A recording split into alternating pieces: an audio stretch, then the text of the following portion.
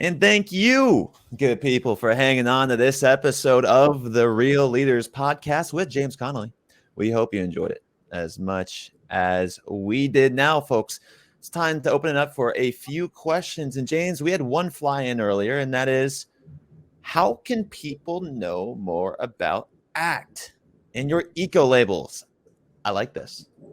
Yeah, so great question. So ACT is, our website is act.mygreenlab.org. So you can check it out online. It has both information about the program as well as our database of labels of laboratory products. I think the approach is actually applicable to things outside of lab products. So hopefully it inspires other industries as well to evaluate and provide accountability, consistency, and transparency.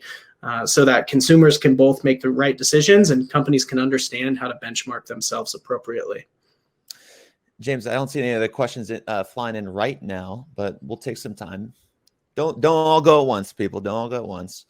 James, I do have one question on a leadership personal level. We're doing a similar thing. We're having a team retreat coming up here shortly as well. In Oregon, actually. So still in the Northwest. But my question is this: how are you presenting this to your team? What's your plan of action when you come into this meeting to get people on the same page? Well, it's a really good time to ask that question. It kicks off tomorrow. So actively working with our chief operating officer today to craft that, and met yesterday with our chief sustainability officer.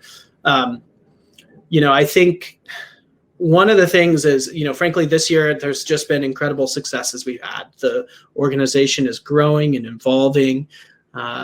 We just got named as a key outcome for the UN Race to Zero for the pharma sector, and we think that's going to spell dramatic growth. So we want to take an opportunity to see how far we've come.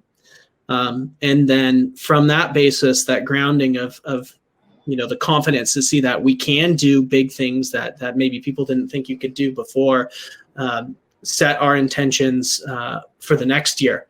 And one of the ways we want to do it, just as I was mentioning to you when you talk about scale, is what is the scale that we need to be at to achieve the change that we want to see in the world? How do we set our goals based upon the impact that we need to have to avert the worst impacts of climate change and these other environmental issues, although I think climate change is first and foremost in many people's minds right now. And how are we then setting truly ambitious goals to get us closer to that long-term solution that we need to be providing the industry? That's very helpful. Yeah, I like that. It's almost like a theory of change. Start at the end, work backward, or thinking at the exit point and then trying to figure out how to get there. We had another question fly in, James, and that is, who are some of the leaders you look up to who have contributed to growing social movements and organizations? Yeah, this is great. And I'm here in Seattle. One of my mentors is Dennis Hayes, who's been a friend. He's now the president of the Bullet Foundation, but previously he was the founder of Earth Day. And Earth Day, I think, really brought environmentalism onto the consciousness of the entire world in a way that nothing ever had before. And me and him used to kind of talk about what that meant for my previous work at Living Future Institute, and the things that we've discussed, I think, go into my work now at My Green Lab. But essentially, he sparked a social movement that went way beyond himself. And if you think of Earth Day, you just think of Earth Day, right? You maybe don't even know that Dennis Hayes was the founder, along with Senator Gaylord Nelson.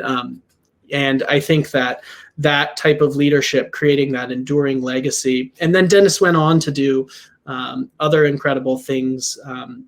His foundation built, or the foundation that he's the president of, built the first commercial living building, demonstrating that net zero was possible at scale, that you could do it in a way that made money. And, that was my office for 5 years while I was at the Living Future Institute. And we had people fly in from all over the world, real estate developers from China, policymakers, that then took that example of a building and have applied it. And, I think that building in large part sort of put net zero energy and net zero on the map in a way that no other project has. So he's certainly somebody that I look up to a great deal, and hope that I have the opportunity to even have maybe a tiny fraction of the impact that he's had on the world. Just another example of a real leader, a pioneer, now inspiring other real leaders to continue and give the gift that keeps on giving. James, where can people find more information about My Green Lab? Awesome. So you can find more information about My Green Lab just on our website, mygreenlab.org. If you're a research scientist, you're interested, please do reach out. We have great programs that anybody can get involved in. We're building a community, global network of Green Lab ambassadors. So if you work in science or support those that work in science, it's a great program that you can get involved in. So that's a blessed place to reach out. And I would say just encourage anybody also, if they're interested in the work that I'm doing, to reach out to me personally, or they are interested in sustainability, environmental activism and corporate sustainability, and how zero carbon is sort of transforming the space. You can always email me too. Super easy, james@mygreenlab.org. Love it. James, thank you so much for coming on this show today, and appreciate everyone who tuned in on LinkedIn and here on Crowdcast. Folks, if you want to hear the full episode, go and hit that link in the description after you visit mygreenlab.org and subscribe to the Real Leaders Podcast. Also, folks, what would really help this show out is if you would leave a review.